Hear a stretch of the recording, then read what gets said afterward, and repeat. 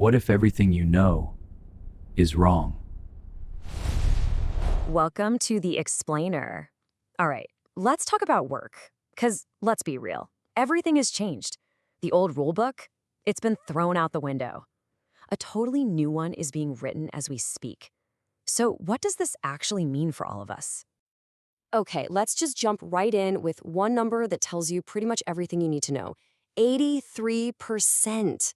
Yeah, a huge survey by Accenture found that 83% of us, of workers, now want a hybrid model. Sometime in the office, sometime remote. This isn't some niche thing anymore, folks. It's pretty much everyone. And that huge preference, it's causing some serious waves. We're not just talking about a temporary fad here, something that'll fade away. Nope, this is a total rewrite. A fundamental shakeup of where we work, what we need to know to get ahead, and even the very basics of how we're employed. So, to get our heads around this, we're going to break it down into three big interconnected forces that are writing this new playbook for work. We've got the hybrid revolution, a huge skills mismatch, and, of course, the rise of the gig worker. All right, first up, rule number one. Let's talk about the most obvious change, right? The death of the old 9 to 5 in the office every single day routine. That whole idea is pretty much over.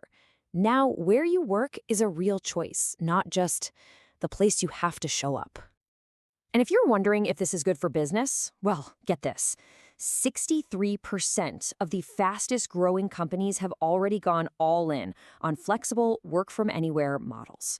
So they're not just putting up with it, they're actually using it as a weapon to get ahead of the competition. That's a huge deal. And why is that? Well, it's because that giant, unplanned experiment in remote work that we all lived through, it completely blew up an old myth. The idea that you have to see someone at their desk for them to be productive. As execs like Donna Venable here found out, that's just not true.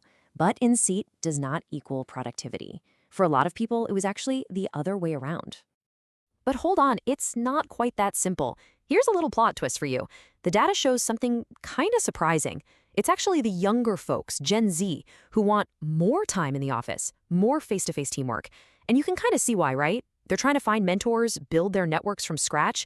It just goes to show you the massive challenge for companies now. How in the world do you create a system that keeps everyone happy?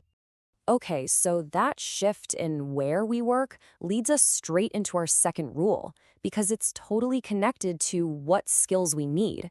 As every company becomes more digital and spread out, they're running into a huge problem. There's a massive gap between the skills they need to survive and the skills people actually have. And this has a name. It's called the tech skills gap. I mean, think about it. Technology is moving at light speed, but our schools and old school career tracks, they just can't keep up.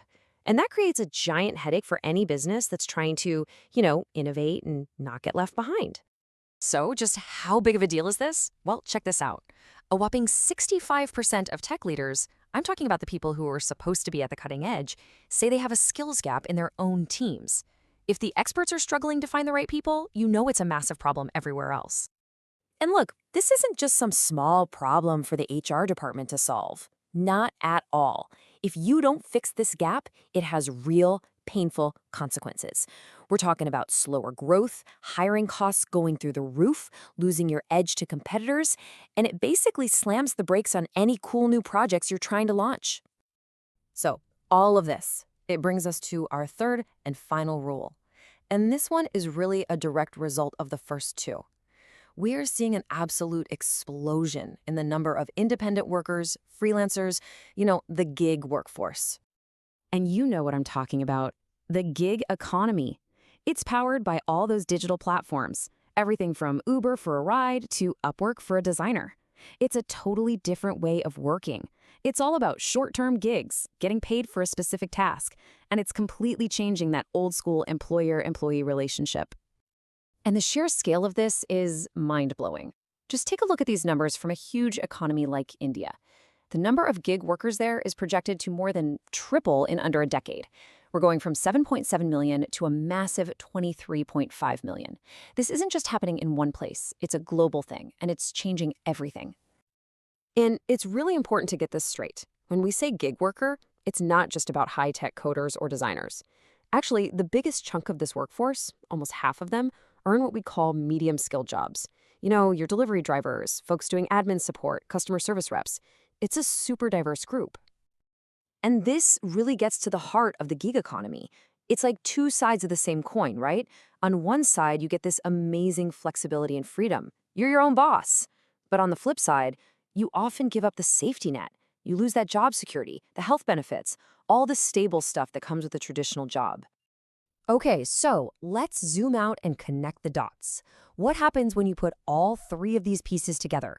Here's the most important part. These three massive trends, hybrid work, the skills gap, and the gig economy, they're not happening in separate bubbles. No, they're all tangled up together. They feed off each other, creating a totally new ecosystem for how we work. I mean, just think about it for a second. The fact that hybrid and remote work is now normal, that's what makes it possible for a company in, say, Chicago to hire a super specialized freelancer from Lisbon to fill that critical skills gap they have for just one project. See how it works?